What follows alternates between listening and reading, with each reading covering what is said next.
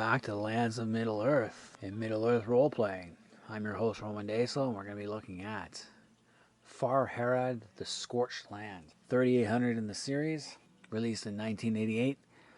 I probably bought it in 1989 at Imperial Hobbies or Endless Adventure, one of the two. And this book is unique as it's the second campaign module that was set in southern Middle-earth. So far to the south of the warring realms of Gondor and Mordor lies an area of harsh winds, blazing sun, known to the inhabitants as the Bozisha-Miraz.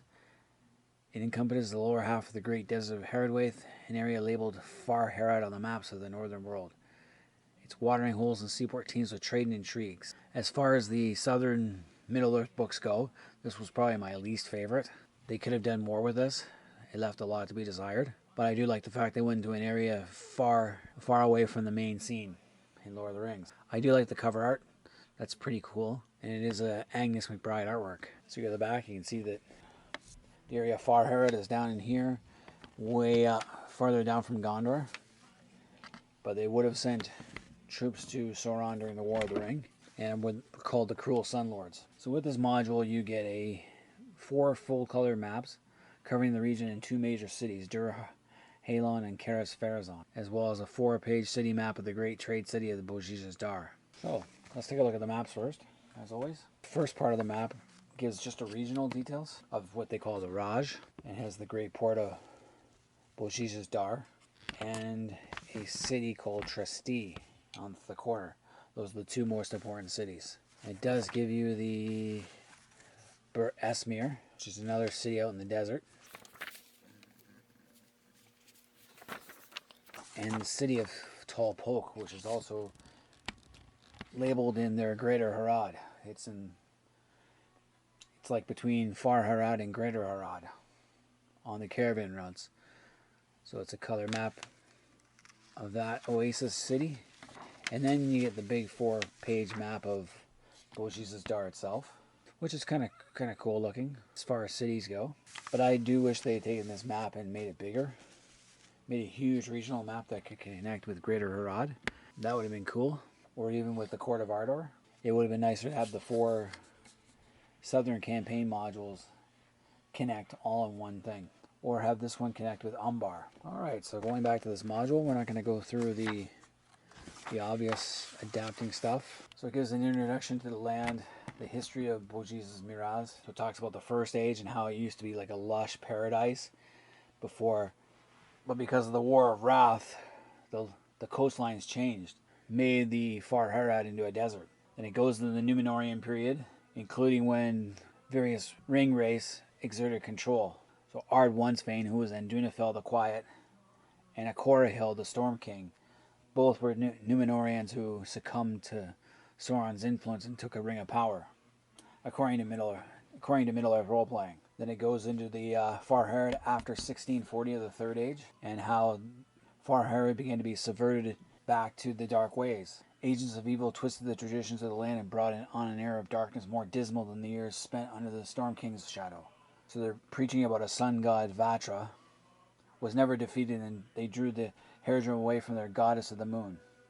The sun god's symbol of burning Lilith's eye grew common among the people, and new rites came to be observed, involving human sacrifice through exposure. And they talk about the cruel dynasty of the Sun Lords lasting until the end of the Third Age. Only after the fall of Sauron did the moon goddess worship be revived. Okay, so that's a brief history. There's not much there for a timeline. Then it goes right into the geography, the shaping of the land, the Raj. There are a couple of forests in the region, and the hills. So you have the Suza-Sumar, which is the biggest forest there. And then we have the desert regions, like the Dune Sea, the arid lands, and the Muir of Fire, which is called the Ogladalo Vatra, which is basically sun-baked plains, where there's no sand, no soil at all.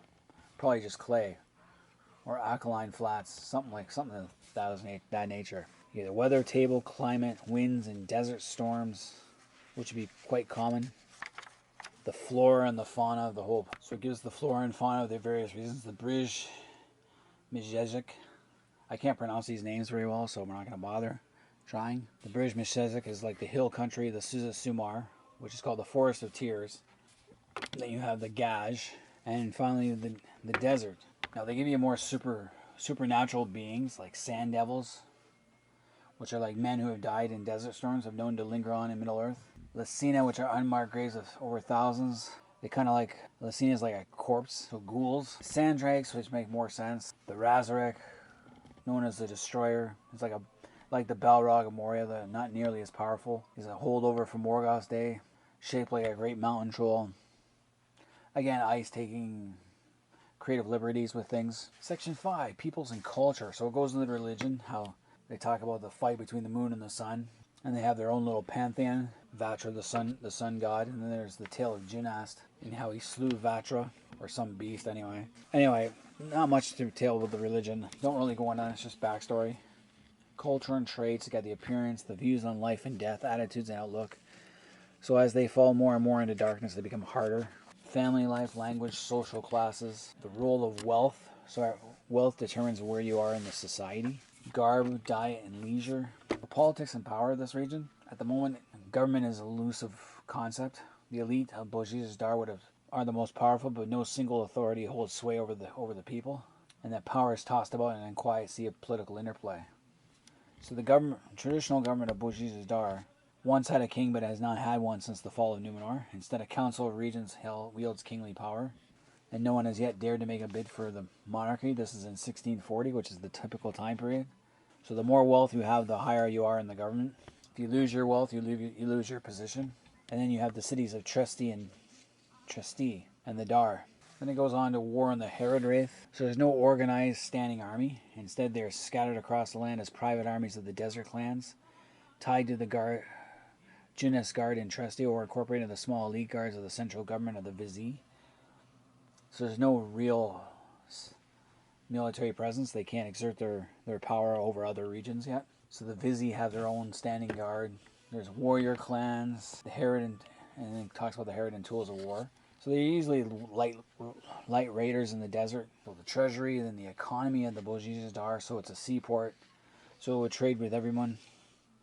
Umbar being its major partner to the north, and to the south would be Sertandor and Talwang. The hills, the deep desert, so you have caravan routes. Section 8 talks about organization of groups like the elite families, the guilds, the masters of power, the clans, the college of shamans. I'm not going to go through all of it because it's just background material for this. Then the people of note, so NPC characters, Bozisha-Miraz leaders, and it gives a description of each one. There's like 7 of them. So you get this guy, Slew Carlon. He's the most powerful individual on the Council of Regents, lives in the most expensive of the 7 premier palaces, and has a following among the common folk. He has secretly formed ties with the powerful corsairs of Umbar, and one day hopes to enlist their aid in his bid for the kinship of Far Harad. And then you have, obviously, alliances in the political forum. Each one of these guys holds a position. Slew Carlon, he's the ambassador to the foreign powers, that's his role. You also have the leader and trustee. So you have 7 mansions. You have the House of the River's Breeze, and it gives a description of that. The Mansion of the Moon, the Palace of Water, House of Warcraft, the Nomad's Home, the Palace of Wood, and the Soul of the Desert. The Soul of the Desert is also the ambassador to the Nomads. So each palace represents something, some region. And it was interesting to try and have guys break into these places and rob them or find something. This isn't a book I used a lot, so I'm going by this fast. Then in section 10, you have the Sellers Court and certain districts of the city. Shop districts, municipal court, residences, guild halls, the caravan grounds, the merchants' quarter, and the poor quarter. Tradesmen's homes and the port, as well as surrounding lands. So it gives a pretty good description of what's going on there. The city of Tresti, again, it goes with the layout of Tresti itself. So there's the College of Shaman, the barracks, the temple district, night quarters, 10 cities, and then it gives a layout of Tresti itself. Daily life in Tresti, and then Desert Fast, the Gusar Jijbel, which is home of the Gusar clan, and they're basically raiders, nomadic raiders. So the Gusar clan is a bandit clan that has their stronghold here, and then it has the Oasis of Sud Sakana. So this would be something you'd find on your way through the desert. You'd find the occasional oasis, the Citadel of Ropro, the Estate of the Ice Cellar, and the Ice Tunnels. The Great Oasis. Other Haradan cities is Bur Esmir. Bur Esmir is not actually on the regional map. It's just outside the regional map. I wish they had added it. But you get the origins of the city, and it's a Numenorian city. And then Tol Polk, you get that one. And the avenues of trade. So you see the Harroway, they got Bur Esmir. It's just on the Bozisha-Miraz, there's Tolpok, which goes to Crimressa and Greater Harad, which I already covered. So you see how everything connects. I wish they had done this map as a regional map. It would have been much cooler to connect it. But they did not do that. We finally go with the adventures. Theft in the Poor Quarter, the Lost Caravan, so you go searching for a caravan, Excursion to the Oasis, Sangarinyan's Mark. Sangarinyan is a descendant of Castamir the Usurper. And this one's more of like political intrigue. And other suggested adventures for beginners. It's got herbs in the Forest of Tears. Another one's a series of murders at the Ice Isle Estates. For experienced players, you get the Pontelnar clan of bandits. It's abducted the daughter. The adventures in this game are not really that great. We never really played around too much with this thing. I only sent guys here a couple of times. Usually when we did the boat adventure, it just wasn't a very good adventures in this place. You get a Master Beast table, the Master NPC table, the Master Military table. I was very disappointed in this because they don't have standing armies. They don't really have much as far as an army goes. They have the I.C.E, the Harad Guard, Jinnas Guard, which is only like 400 fanatical soldiers. There's only like 600 of the I.C.E, Harad Guard. And then the City Guard is just a city guard. The Po tribesmen, and then it has tribesmen, the Gusar horsemen, Lushek plus tribesmen, and the host of the Southern Dragon, the host of Aquarihill. So the army of the Southern Dragon, which is Sauron's principal army in Far Harad, but it gives no numbers. And then you have other factions, other folks, and then a Master Encounter. So that's it. That's basically it. The 5 Southern books, counting Umbar, this is my least favorite. They could have did so much more with this book. I was very disappointed in it, but I have it for the collection's sake, and I didn't get much use out of this one. But anyway, anyone out there who's actually has this book and has used it in campaign, let me know what you guys did with it, how you guys thought this book was. I'm all interested to hear because I couldn't find much use for this book in a military campaign or just as adventuring around. It wasn't what I thought it was going to be, but I still would have bought it for the collection's sake. Anyway, leave comments below, hit the like button, subscribe, do whatever. I'm going to keep doing this regardless. And until next time, this has been Roman Days. I'm out of here.